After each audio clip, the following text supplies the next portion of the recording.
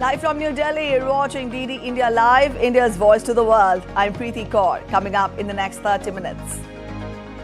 Indian Parliament to elect Speaker of the lower house, first contest in decades.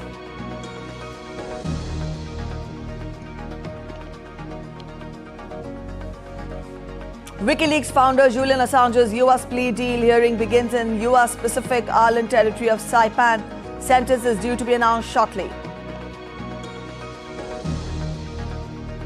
Mass protest against new taxes turned violent in Kenya. Parliament compound stormed, buildings set ablaze. 5 casualties reported. Indian High Commission issues advisory. Russian Defense Minister speaks with his US counterpart for the first time in more than a year. Warns of the danger of further escalating the situation through continued supplies of American weapons to the Ukrainian armed forces.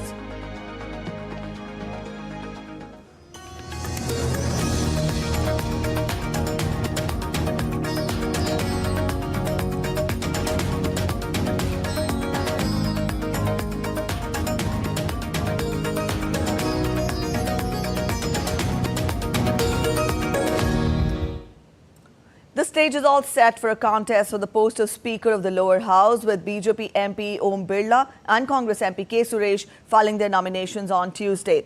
The development sets the stage for a contest for the Lok Sabha Speaker for the first time since 1976.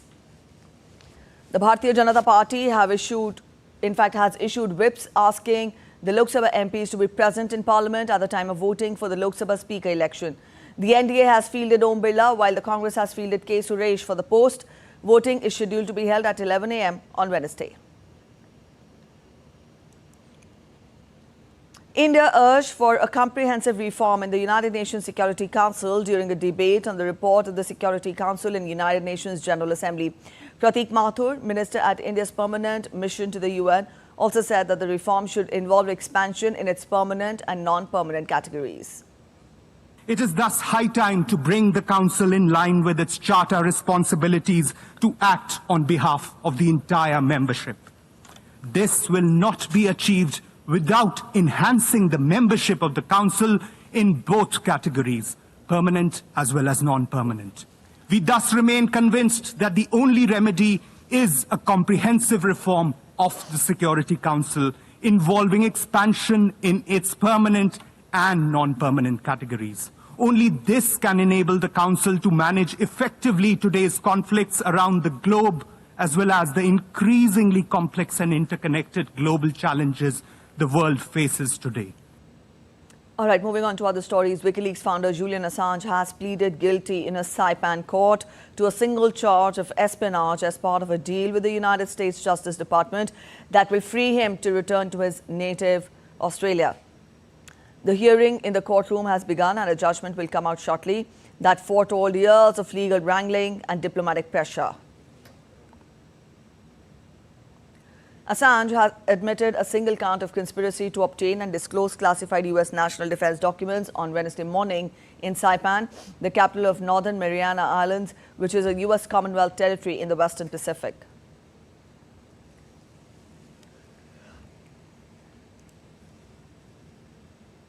Kenyan President William Ruto is expected to make a statement on the ongoing protests in the country on Wednesday. Earlier, rights groups called for an end to the use of live bullets on protesters after more than 10 people were reportedly killed. Isabel Nakaria reports from Uganda on this. What began as peaceful protests in Kenya have escalated into chaos and violence, prompting police to fire live bullets and lob tear gas canisters at protesters. Thousands of protesters broke through police barricades and stormed Parliament, setting a section of the House on fire and destroying property. Police vehicles have been torched and several government buildings set on fire. The nationwide protest, sparked by reforms in a controversial finance bill, prompted angry protesters on the streets. They are demanding a complete repeal of the bill that proposes hikes in taxes on several basic items like bread, fuel, cooking oil, and mobile money transactions. Concern is also growing on the alleged abductions of leaders of the protests. Human rights campaigners have condemned the alleged disappearances of several social media influencers in Kenya. Kenyan President William Ruto says he's willing to speak to the protesters and find a way forward. Isabel Nakiria reporting for DD India in Kampala. The United States has condemned violence reported during protests in Nairobi. State Department spokesperson Matthew Miller urged Kenya to show restraint and provide space for dialogue. So we condemn the violence reported during protests in Nairobi and around Kenya. We mourn the loss of life and injuries sustained and offer our condolences to the families who lost loved ones. We urge restraint to restore order and provide space for dialogue. The Indian High Commission in Kenya's Nairobi issued an advisory for Indian nationals to exercise utmost caution, restrict non-essential movement and avoid the areas affected by protests and violence till the situation clears up.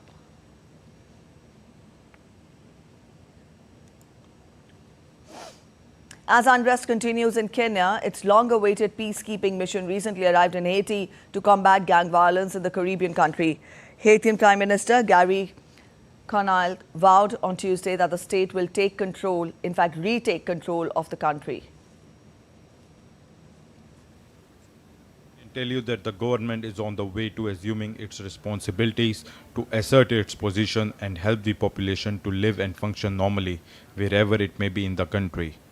Finally, we can see that the international force is here to support us and our police force. So we are going to start working little by little to regain control of the country. You're watching DD India Live. We're heading for a short break. But after the break, US sanctions banking network that allegedly helped Iran's military.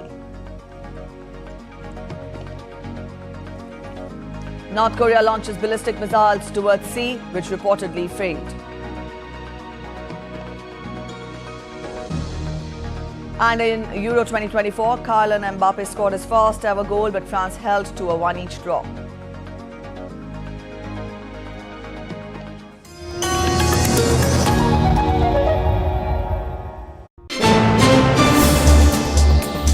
Voice of a rising aspirational world. Stories of challenges, struggles and accomplishment. A world battling conflict, hunger and poverty. Embracing growth, development, science and technology. A voice of progress, a voice of unity. Watch Voice of the Global South with me, Akshay Dongre, only on DD India.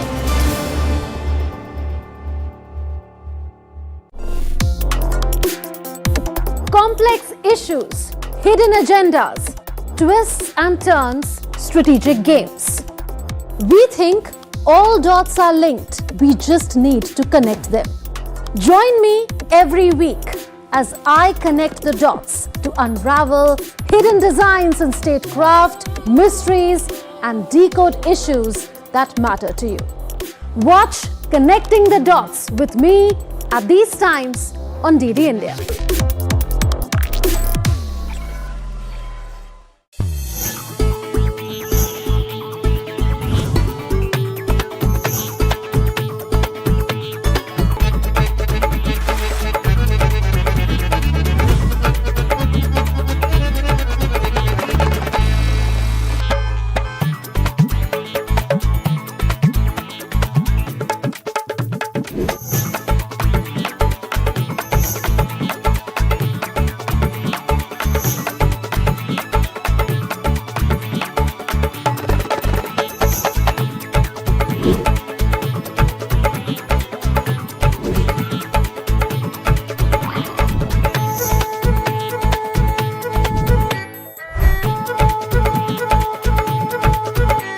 Welcome to Jaipur.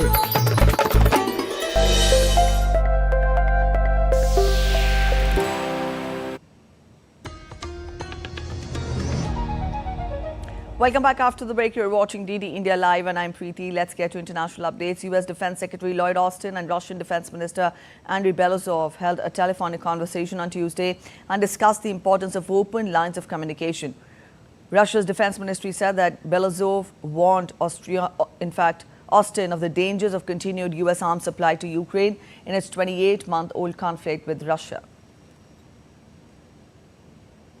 Secretary Austin also spoke by phone today with Russian Minister of Defense Andrei Belousov.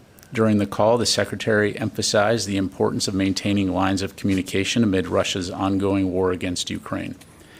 The last time Secretary Austin spoke to his Russian counterpart, then Russian Minister of Defense Sergei Shoigu, was on March 15, 2023. Members of the Ukrainian delegation were applauded by their European counterparts as they formally started accession talks to the European Union in Luxembourg on Tuesday. Ukrainian Deputy Prime Minister Olga Stefanishyna said that the start was a historic milestone and it's only the beginning of a longer way. The talks are meant to give the country a political boost. Candidate countries need approval from all the 27 EU members to open and close each step of membership negotiations, giving EU governments numerous opportunities to hold up the process. Ahead of us, the very dynamic and very massive process of the accession, which will embrace Ukraine's efforts to continue its democratic transformations, embodying the principles of the rule of law and functioning democracy into our reforms, presenting the necessary roadmaps, but also starting the bilateral screening shortly after this conference is held. Many work ahead of us, but the main decision, which could have been taken over this year, is already taken today. Meanwhile, opening Moldova's first membership talks with the European Union in Luxembourg, Moldova's Prime Minister Doordarshan said that the country sees its future with the European Union. On this occasion, I reiterate unequivocally that Moldova sees its future within the European Union, and we will spare no efforts to achieve our strategic goal of becoming an EU member. We welcome the negotiating framework proposed by the EU and hereby express consent to its governing principles, substance of negotiations, and the negotiating procedures. In a major development amidst the ongoing Russia-Ukraine conflict, both the countries handed back 90 prisoners of war each on Tuesday, with the UAE overseeing the exchange as an intermediary. Ukrainian President Volodymyr Zelensky confirmed the return of the prisoners of war from Russian captivity. Today, 90 more Ukrainian families are happy. We have returned 90 soldiers from captivity. Defenders of Azovstal and Mariupol, Chernobyl nuclear power plant from various front lines. These are army soldiers, national guardsmen, border guards and naval forces. Most are private and sergeants, and we will return all others in the same way. The International Criminal Court has issued fresh arrest warrants for former Russian Defense Minister Sergei Shoigu and Chief of the General Staff of the Armed Forces. The two Russian officials have been allegedly responsible for war crimes, directing attacks at civilian objects and causing excessive incidental harm to civilians or damage to civilian objects. They are also accused of committing crimes against humanity. Dasha Chernyshova has more on Russia's reaction. Moscow says the ICC decision issuing an arrest warrant for former Defense Minister Sergei Shoigu and the Chief of the General Staff of the Armed Forces Valery Gerasimov is null and void. Russia's Security Council, the government body currently headed by Shoigu, said the decision is meaningless as the ICC's jurisdiction does not extend to Russia.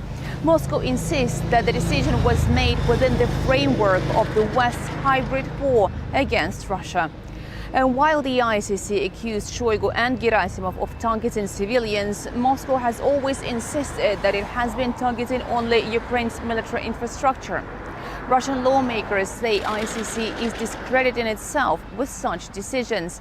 The order will complicate Shoigu's travels, making it impossible to go to the countries that are part of the ICC. The decision also brings to 8 the number of arrest warrants issued against senior Russian officials since February 2022. ICC arrest warrant against Russian President Vladimir Putin was issued in March 2023. Dasha Chernyshova reporting in Moscow for DD India. The U.S. Federal Election Commission on Tuesday granted Republican presidential candidate Donald Trump a second 45-day extension to file personal financial disclosures. Trump had initially been due to report on his personal financial situation to U.S. election body on May 15th, but was granted an extension until 1st July on request. A legal representative for the former president on Tuesday requested the agency grant the candidate another extension, citing the complexities of his financial holdings. Trump's financial disclosures are closely watched because they offer an indication of the size of his personal wealth. The United States pressed sanctions against nearly 50 entities and people it accused of moving billions of dollars aiding Iran's military. The move targeted dozens of companies in Hong Kong, the UAE and Marshall Islands, as well as Iran and Turkey-based firms. The U.S. Treasury Department said that these companies constitute a shadow banking network used by Iran's Ministry of Defense and Armed Forces Logistics, also Islamic Revolutionary Guard Corps. The department added that revenue generated by these agencies through networks of Iranian exchange houses and foreign cover companies supported the provision of weapons and funding to Iran's proxy groups too, including the Houthi group, and transfer of drones to Russia in the ongoing Russia-Ukraine conflict. Reacting strongly on the U.S. move, Iran's mission to the United Nations said that sanctions were part of the economic war against Iran.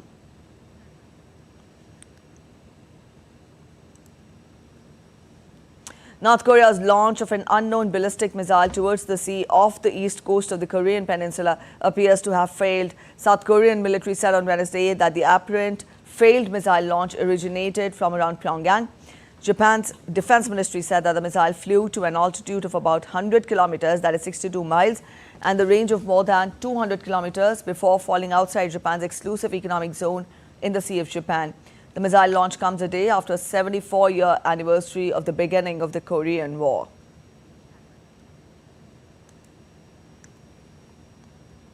A majority of the justices on Brazil's Supreme Court are in favor of decriminalizing the possession of marijuana for personal consumption, following a crucial vote on Tuesday. So far, 3 justices have opposed the decision to no longer make possession of cannabis a crime, including its more recent member, Cristiano Zanin, who was appointed by leftist President Luiz Inácio Lula da Silva.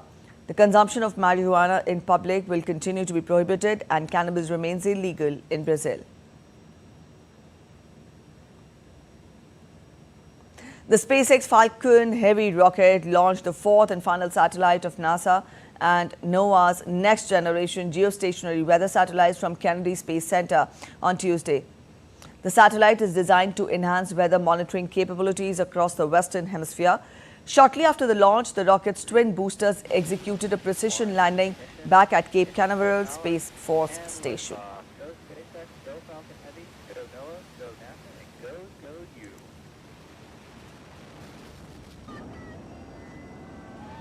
South Korea threatened on Tuesday to restart anti-Pyongyang frontline propaganda broadcasts after North Korea resumed its trash-carrying balloon launches. North Korea on Monday floated huge balloons carrying plastic bags of waste across the border in its 5th such campaign since late May. South Korean President Yoon Suk-yeol has called North Korea's balloon activities as despicable and irrational provocation.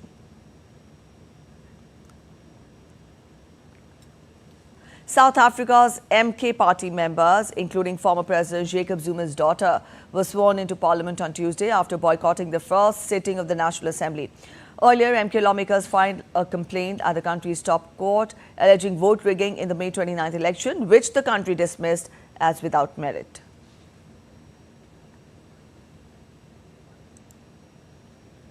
The Indian Parliament passed 3 new criminal laws, the Bharatiya Nyaya Sanhita, the Bharatiya Nagrik Suraksha Sanhita and the Bharatiya Sakshay Adhiniyam to replace the IPC 1860, the Criminal Procedure Code 1973 and the Indian Evidence Act 1872. Now, these are soon to be implemented. There are some myths related to these, and DD India busts them for you in this report.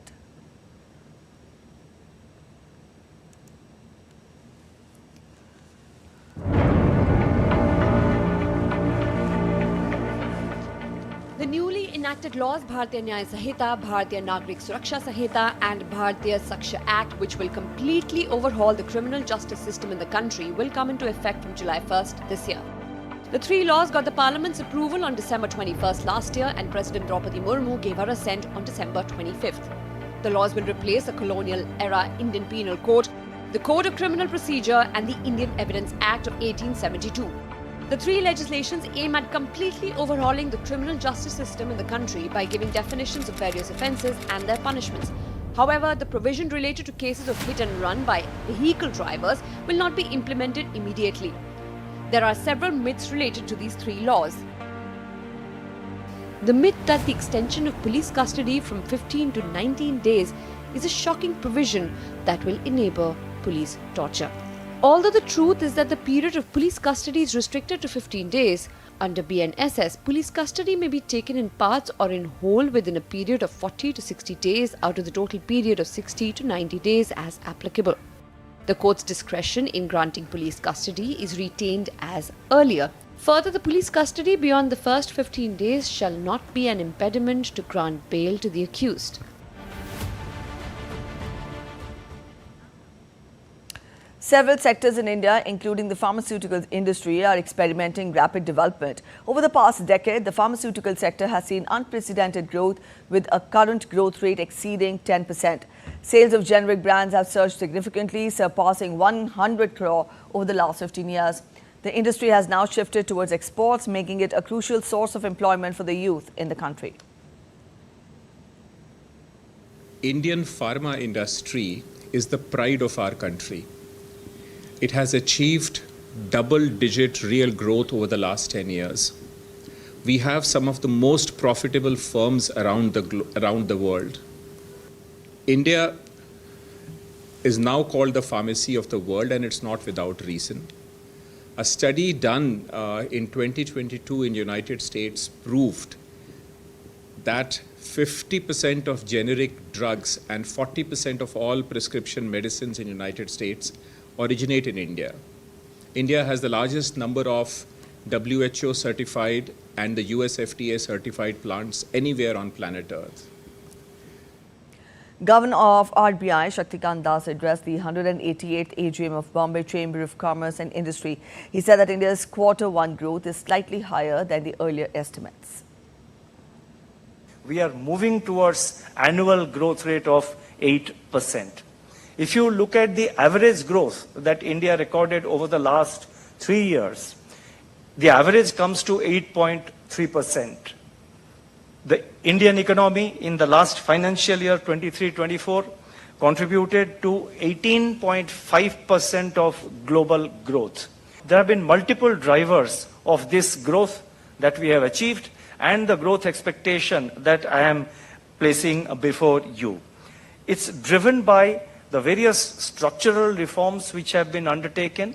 Among the structural reforms, at the forefront, I would like to mention the Goods and Services Tax, the GST, the introduction of the Insolvency and Bankruptcy Code, and I would also like to classify with that the flexible inflation targeting that was put in place in 2016. Kylian Mbappe scored his first ever Euros goal, but France were held to a 1-1 draw by an already eliminated Poland to finish second in Group D on Tuesday. Mbappe, returning to action and wearing a mask to protect his broken nose, opened the scoring in the 56th minute. France needed all the 3 points in order to seal the top spot, but Robert Lewandowski's 79th minute penalty cancelled out Mbappe's spot kick 11 minutes into the second half. France finished second in group and will face a tougher last 16 tie after Austria turned the section on its head with a 3-2 win against the Dutch. In tennis, Britain's Emma Raducanu and Katie Boulter made winning starts at Eastbourne International in England on Tuesday. Raducanu defeated fellow US Open champion American Sloane Stephens 6-4, 6-0 in the first round of the WTA 500 tournament. The 21-year-old will face American world number 5 and number 2 seed Jessica Pegula next. Meanwhile, British number 1 Katie Boulter also made it through to the second round after she beat Croatian Petra Martic for 6-1, 7-6. Boulter will play Latvian 5th seed Jelena Ostapenko next.